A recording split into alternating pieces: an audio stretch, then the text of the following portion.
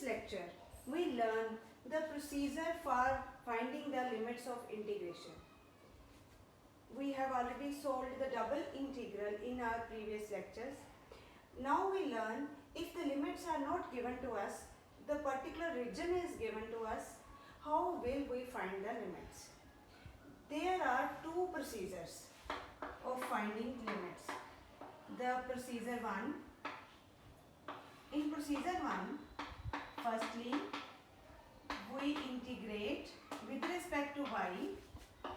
Firstly, we integrate with respect to y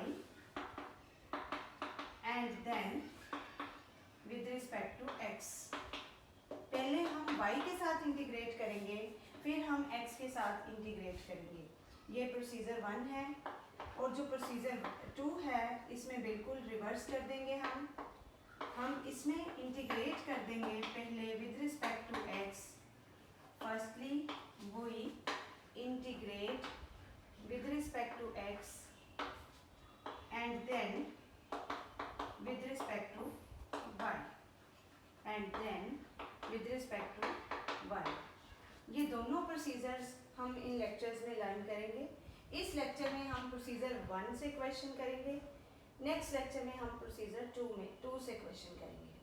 तो आज हम कंसंट्रेट करते हैं प्रोसीजर 1 पे, जिसमें हम पहले y के साथ इंटीग्रेट करेंगे और फिर हम x के साथ इंटीग्रेट करेंगे. तो इसके स्टेप्स हैं वो हम लिखते हैं. क्या क्या स्टेप्स हैं? 3 स्टेप्स हैं जो हमें इसमें फॉलो करने पड़ेंगे. स्टेप नंबर 1 लिमिट्स फाइंड करने के लिए. Step number 1 that is sketch the region, which is very important step. हम एक एग्जांपल करेंगे, क्लियर हो जाएगा. पहले हमने रीजन को स्केच करना है और कर्व्स को लेबल करना है. जो उसकी बाउंड्री को बना रही है रीजन की, उस कर्व्स को लेबल करेंगे. स्टेप 2, हमें y की लिमिट्स चाहिए. पहले हम y के साथ इंटीग्रेट करना चाहते हैं, तो हम क्या करेंगे? We draw a line parallel to y axis. We draw a line in the region parallel to y axis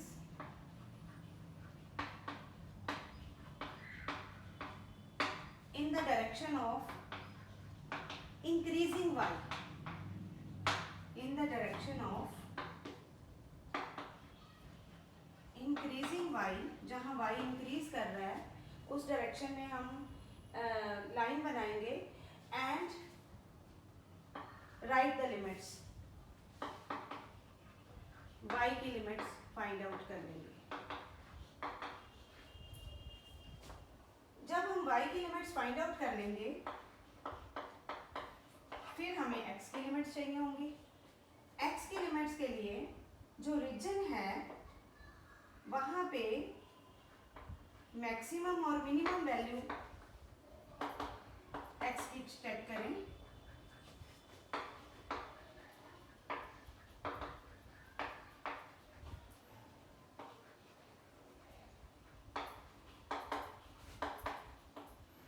y की तो लिमिट्स हो गई. अब हमें किसकी लिमिट्स चाहिए? x की. तो x की मिनिमम और मैक्सिमम वैल्यू को कैलकुलेट करें और वो लिमिट्स किसकी हो जाएंगी? x की.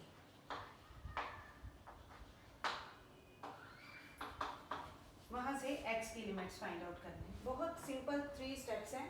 पहला स्टेप रीजन को स्केच करना. स्केच के बिना हम बता ही नहीं सकते कि x और y कहाँ वेरी कर रहे हैं. स्केच करने के बाद स्टेप नंबर 2, आपको y की लिमिट्स चाहिए तो y के पैरेलल लाइन ड्रॉ कर दो. नेचुरली इंक्रीजिंग डायरेक्शन में ड्रॉ करेंगे और लिमिट्स y की ले लेंगे. x की लिमिट्स चाहिए तो x की मिनिमम और मैक्सिमम वैल्यू देख लो. तो ये 3 स्टेप्स को हमने फॉलो करना है जो हमें लिमिट्स फाइंड आउट करने में हेल्पफुल होंगे. अब हम इसको एक क्वेश्चन के ऊपर अप्लाई करते हैं जिसमें हम इंटीग्रेट करेंगे. डबल इंटीग्रल हम फाइंड आउट करेंगे. हमें रीजन दिया गया है बट लिमिट्स नहीं दी गई हैं और हम लिमिट्स को फाइंड आउट करके इसको इंटीग्रेट करेंगे. तो हमारे पास नेक्स्ट क्वेश्चन है इवैल्यूएट. क्वेश्चन लिखिए, evaluate double integral e raise to power 2x plus 3y, इसको आप dA का नाम दे दीजिए, या दूसरा नेम आपको मैंने समझाया है लास्ट लेक्चर में भी कि आप इसको dy dx या dx dy भी कह सकते हैं। Evaluate this double integral over the triangle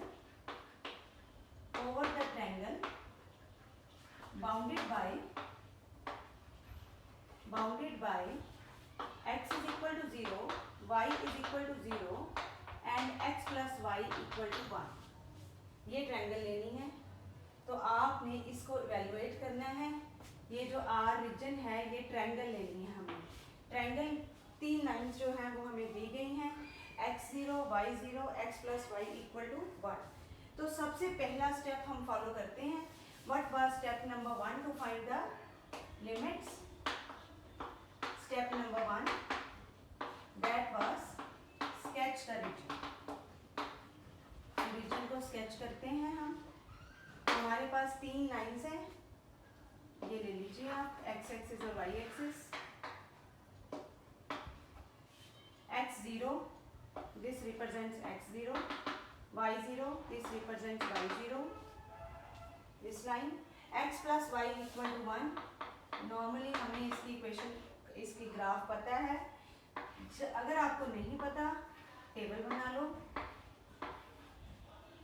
xy, x0 है तो y1, x1 है तो y0, x माइनस 1 है तो y2, x0 है तो y1, x1 है तो y0, x माइनस 1 है तो y2। तो ये लाइन ये आ गई। अब आप देखिए जो रीजन है जिसमें ये तीनों लाइंस आ रही हैं, वो हमारे पास ये रीजन है। आपको दिख रहा है कि ये ट्रायंगल है। इस ट्रायंगल की बात करी जा रही है क्वेश्चन में। Over the triangle bounded by these 3 lines, तो these 3 lines bound this triangle, तो इसका नाम रख दीजिए। ये हमारा फर्स्ट स्टेप कंप्लीट हो गया, जो इजीएस्ट है, जिसमें हमने तीनों लाइंस को ले लिया और ट्रायंगल को बना दिया। अब ये ट्रायंगल जब हमारे पास हमें पता चल जाती है कि ये ट्रायंगल इस रीजन को हमने लेना है, तो ये रीजन को आप शेड कर दीजिए, आपको पता चल जाए, क्लियर हो जाए कि इस रीजन की हम बात कर रहे हैं। अब स्टेप नंबर 2 करते हैं। स्टेप नंबर 2 में हमने क्या करना है? We draw a line parallel to Y axis. तो आप क्या करेंगे, इसमें वाई एक्सिस के पैरेलल लाइन ड्रॉ करेंगे। अब मैं ये रीजन जो शेड किया हुआ है, इसको हटा के हम एक लाइन ड्रॉ करते हैं which should be parallel to Y axis. अब आपके सामने है ये लाइन, जहाँ मर्जी आप बना लें। इस लाइन में ये लोअर कर्व आएगी और ये अपर कर्व आएगी। आप इस लाइन को थोड़ा स्ट्रिप की फॉर्म में बना दो, थोड़ी थिकनेस हो, सो दैट आपको क्लियर हो जाए कि y की लोअर लिमिट क्या है और y की अपर लिमिट क्या है। आपने इंक्रीजिंग डायरेक्शन में लेनी है। लोअर लिमिट y की कौन सी आ रही है? 0। तो यहाँ पे लिख दो ड्रॉ ए लाइन, कई बार आप इसको स्ट्रिप भी कह सकते हो, parallel to y axis, parallel to y axis and the limits of y are from 0 से लेके, यहाँ तो y 0 है, यहाँ पे y की वैल्यू कैलकुलेट करें आप, इससे y हो जाएगा 1 माइनस एक्स। तो y की वैल्यूज आ गई 0 से लेके 1 माइनस एक्स। तो ये हमारे पास स्टेप नंबर 2 भी कंप्लीट हो गया। स्टेप नंबर 1 में हमने स्केच किया, स्टेप नंबर 2 में हमने लाइन ड्रॉ की पैरेलल, और स्टेप नंबर 3 में हम करने से पहले हम इसके सारे कोऑर्डिनेट्स लिखेंगे कि कौन कौन से कोऑर्डिनेट्स हैं। ये 0 0, ये 1 0 और ये 0 1। आप इसके कोऑर्डिनेट्स लिख लें। अब आपको x की लिमिट्स चाहिए, तो x की लिमिट्स के लिए आप क्या करेंगे? मैं स्टेप नंबर 1 इरेज कर रही हूँ। इस पे हम लिखेंगे स्टेप नंबर 3। स्टेप नंबर 3 इसमें आप क्या करेंगे? x की लोएस्ट और मैक्सिमम और मिनिमम वैल्यू देखिए, जो इस पूरे रीजन को, ये जो पूरा रीजन जिसमें हम लाइंस पैरेलल बना रहे हैं, उसमें कवर करें। तो x की स्मॉलेस्ट वैल्यू बताएं, मिनिमम वैल्यू 0 है और x की मैक्सिमम वैल्यू है 1। तो यहाँ पे x की वैल्यूज आप जो कोऑर्डिनेट्स लिखते हैं उसके मैक्सिमम और मिनिमम वैल्यू, अगर x की चाहिए तो x कोऑर्डिनेट देख लीजिए। अगर y की चाहिए तो y कोऑर्डिनेट देख लीजिए। y की लिमिट्स तो हम फाइंड आउट कर चुके हैं सेकंड स्टेप में। हमें x की लिमिट्स चाहिए तो हमने x की मैक्सिमम और मिनिमम वैल्यू देख ली।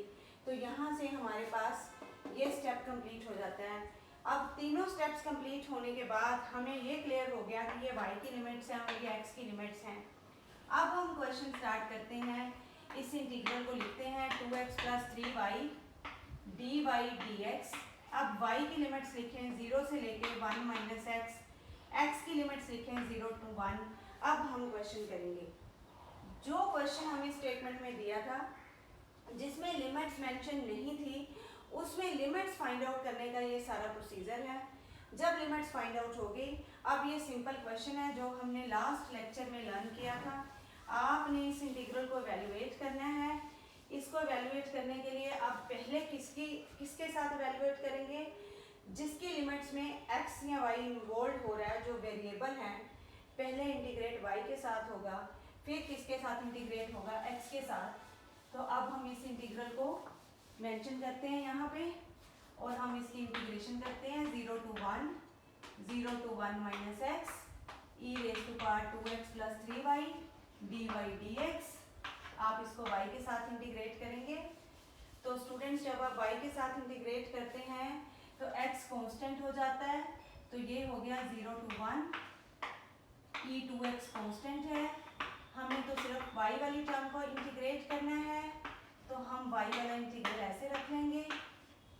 फिर हम इसको करेंगे 0 to 1 e⁻²x e⁻3y का इंटीग्रल हो जाएगा 3y/3 0 to 1 - x 0 to 1 1/3 common e⁻²x 3 × 1 - x e⁻0।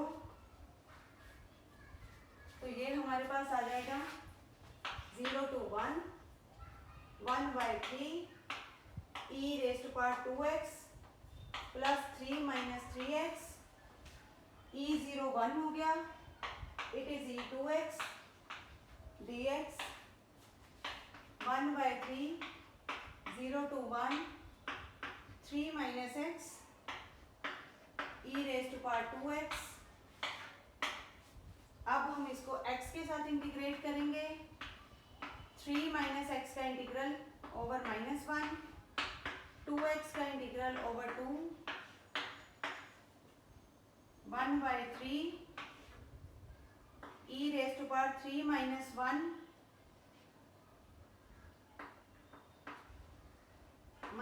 e⁻2 e⁻+ हो जाएगा 3 - 0।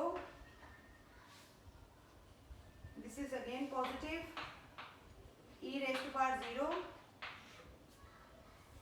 e⁻0 is 1। ये दोनों टर्म्स में से कॉमन ले लो। तो हमारे पास नेक्स्ट वैल्यू आएगी 1/3 e² common e-1 -1/2 common e² - 1 e² - 1 further factorise हो जाएगा e-1 e+1 e-1 common e² -½ e+1 2 LCM 2e² - e-1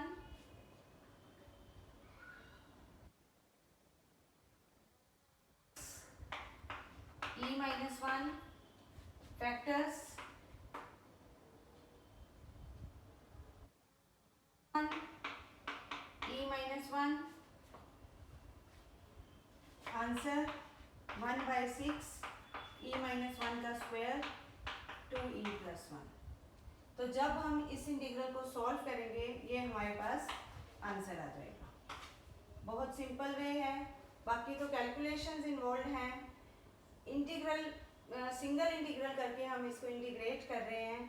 तो हमने ये लर्न किया कि पहले हमने y की लिमिट्स ड्रॉ की, y के पैरेलल लाइन ड्रॉ करके, फिर हमने x की लिमिट्स ली, और अगर हमने y की लिमिट्स पहले फाइंड आउट करी हैं तो पहले y के साथ इंटीग्रेट होगा, फिर उसके बाद x के साथ इंटीग्रेट होगा। हम और क्वेश्चंस इसके करते हैं नेक्स्ट लेक्चर में। Thank you.